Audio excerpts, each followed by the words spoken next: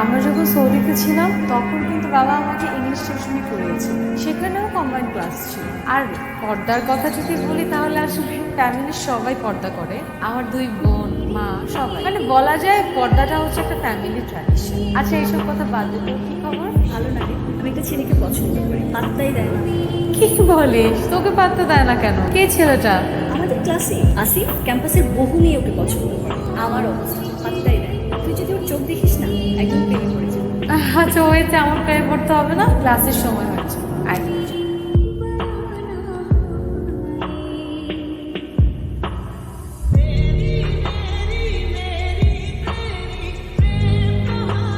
আল্লাহ আসি, সবাই তোর পিছু পিছু ঘুরে, চাইলে ইউনিভার্সিটির যে কারোর সাথে প্রেম করতে পারে, তবে ওখানে আমাকেই লিখলো।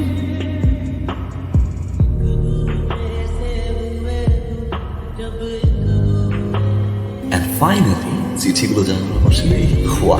আচ্ছা, চিঠিগুলো কি আপনি নিয়েছেন নাকি অনেকে? আপনি পড়েছেন নাকি অনেকে?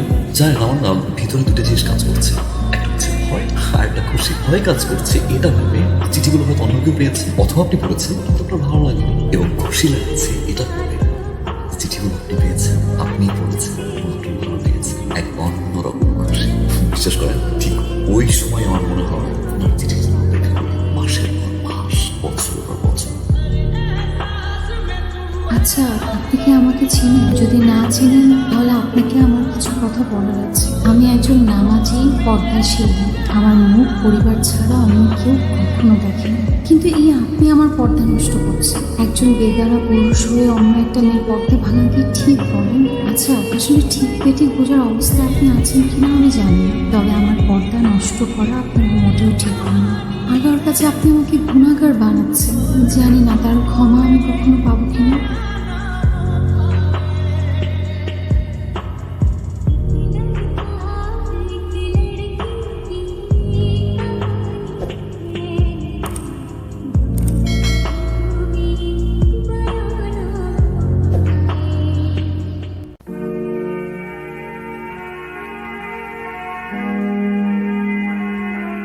আসসালামু আলাইকুম। আপনার দেয়া প্রতিটি চিঠি আমি পড়েছি, ভালো লিখেছেন, তবে এই পৃথিবীর চেয়ে অনন্তকালের জীবন আমার কাছে অধিক প্রিয়। হয়তো একটা ভ্রম নিয়েই আপনি আমাকে লিখেছেন, হয়তো আমাকে জানলে অথবা চিনে ফেললে আপনার এই ভ্রম কেটে যাবে, হয়তো এই সময়ের আবেগগুলো তখন ফিকে হয়ে যাবে, তখন আর আমাকে আপনার ভালো নাও লাগতে পারে। আপনি মিছে মিছে আমাকে গুনাহগার করছেন।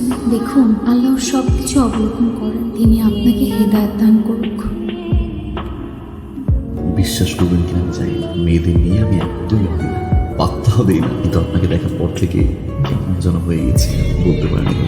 বারবার আপনাকে দেখার চেষ্টা করি, ঘন্টার পর ঘন্টা দাঁড়িয়ে থাকি। সেই প্রথম দিন থেকে আজ পর্যন্ত একটা মুহূর্তের জন্য আপনার দেখা পাইনি। ইস, আর একটা বার যদি আপনাকে দেখতে পেতাম। পাগলামি না, আমি জানি, জানেন ঘুম ভাঙতেই প্রচন্ড একা একা লাগে। আসলে এই অনুভূতিগুলো লিখে বোঝানো সম্ভব না, আমার মনে হয় কেউ পারবেও না। আমি নিজেও জানি না কেন মনে হচ্ছে। গুনাহের কথা বলছেন, আমি বিশ্বাস করি আমার আল্লাহ আমার সাথে আছে।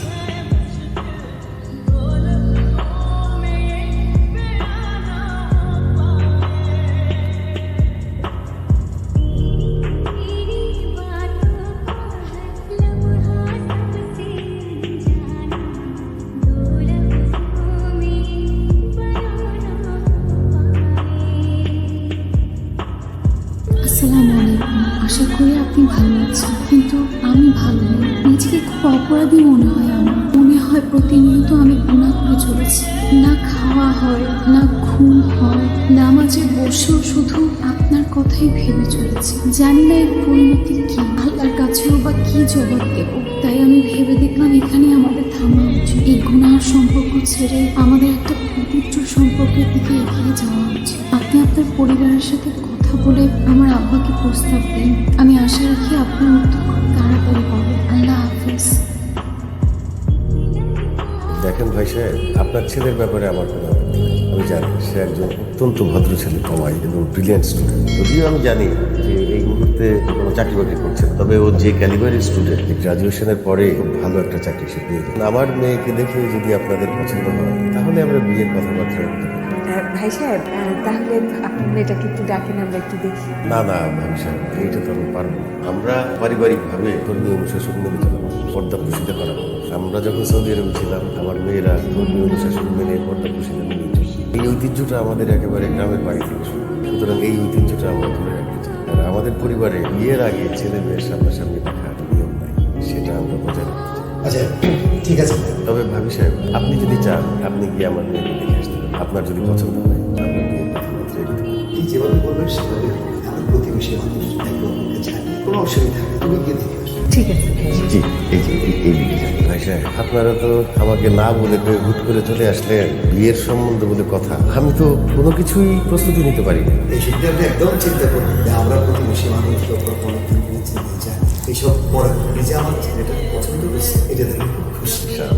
ইনশাআল্লাহ। ভাই সাহেব, মাগরিবের আজান তো দিয়ে দিল, চলো আমরা গিয়ে একত্রে জামাতে নামাজটা পড়ি। বাবা, তুমি নামাজ পড়বে না? ঠিক আছে। ঠিক আছে, আসো, নদীটা করে আসো, আমরা নামাজে দাঁড়াই।